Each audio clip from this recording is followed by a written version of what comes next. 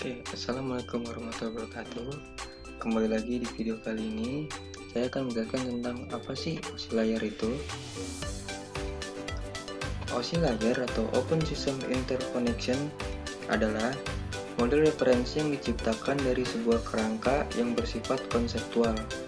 Namun saat ini telah berkembang dan menjadi sebuah standarisasi khusus berkaitan dengan koneksi komputer. Tujuan dari pembuatan OSI Layer adalah menjadi model rujukan bagi setiap vendor atau developer, sehingga produk atau perangkat lunak yang dibuat memiliki sifat interpolate, yang berarti user dapat melakukan kerjasama dengan produk atau sistem tanpa perlu melakukan penanganan secara khusus atau spesial. Di sini ada 7 model OSI Layer.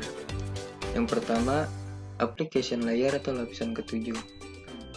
Application layer adalah lapisan yang menjadi pusat atau center terjadi suatu interaksi antar pengguna dengan aplikasi yang bekerja menggunakan fungsionalitas sebuah jaringan. Selain itu, juga mempunyai fungsi untuk melakukan konfigurasi mengenai bagaimana cara aplikasi dapat bekerja menggunakan resource jaringan, dan kemudian dapat memberikan pesan saat terjadi sebuah kesalahan pada proses pengaturan jaringan. Contoh beberapa service dan protokol yang berada pada application layer adalah HTTP, SMTP, FTP, dan lain-lain. Dan yang kedua ada presentation layer atau lapisan keenamnya. Lapisan keenam adalah presentation layer, di mana mempunyai fungsi untuk menetralisasikan format data yang akan ditransmisikan oleh aplikasi melalui jaringan ke dalam format yang dapat ditransmisikan oleh sebuah jaringan. Pada layer ini, data juga akan terenkripsi dan dekripsi melalui sistem. Contoh protokol yang berada pada presentation layer adalah MIME, MIME, SSL, TLS, dan lain sebagainya. Yang ketiga itu session layer atau lapisan kelima. Session layer merupakan lapisan yang berfungsi untuk mendefinisikan bagaimana sebuah koneksi dapat dibuat, dikelola, dan dikembangkan.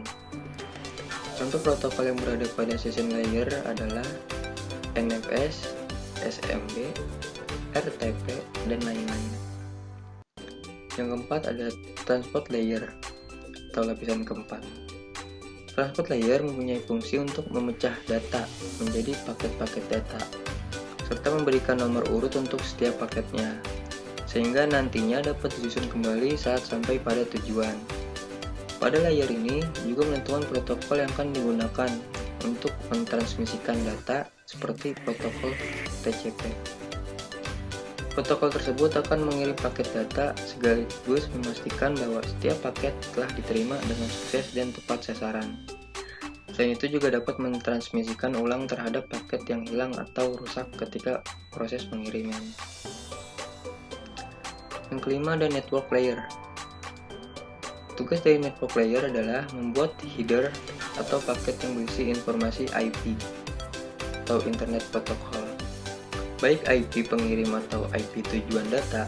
Pada suatu kondisi, network layer juga melakukan proses routing melalui internet working dengan menggunakan bantuan router dan switch pada layer ketiga.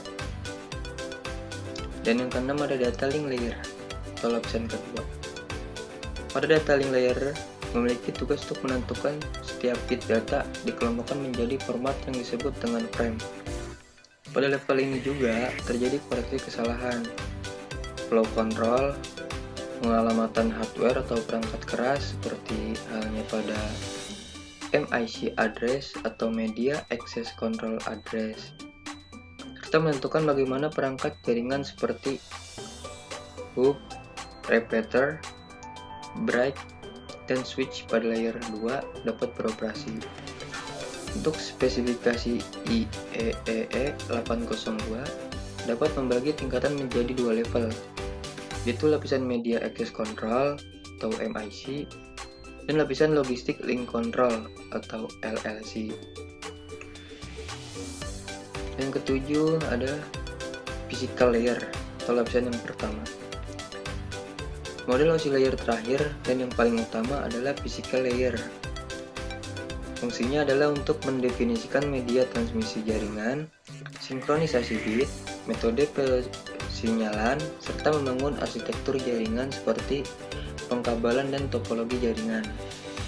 Pada tahapan atau level ini juga mendefinisikan mengenai bagaimana sebuah NIC atau Network Interface Card dapat berinteraksi secara langsung dengan media kabel dan perangkat radio. Untuk setiap pengiriman data melalui tiap layer dapat dianalogikan seperti Anda mengirim surat. Dan sini ada cara kerja OSI layer. Yang pertama, application layer akan mengirimkan data yang dikirim pengguna kepada perangkat komputer penerima data. Yang kedua ada pada presentation layer terjadi konversi email menjadi sebuah format jaringan. Yang ketiga, pada session layer akan membentuk sesi perjalanan data hingga seluruh proses pengirim data selesai dilaksanakan. Dan yang keempat, dalam transport layer, pengirim melakukan pemecahan data. Kemudian data tersebut dikumpulkan pada transport layer penerima. Yang kelima yaitu network layer membuatkan sebuah alamat sehingga dapat menuntut dan mengarahkan data hingga sampai pada tujuan yang benar. Selanjutnya di dalam data link layer akan dilakukan pembentukan data menjadi bentuk frame serta alamat fisik. Dan pada lapisan utama, tepatnya physical layer, data akan dikirim melalui medium perantara jaringan menuju lapisan transport penerima. Langkah yang terakhir yaitu alur jalannya proses akan berbalik dari physical layer menuju application layer, nantinya akan mengarah pada jaringan komputer penerima. Pada kesimpulan tentang materi OSI layer yaitu adalah model referensi yang dikembangkan untuk menciptakan sebuah kerangka yang bersifat konseptual.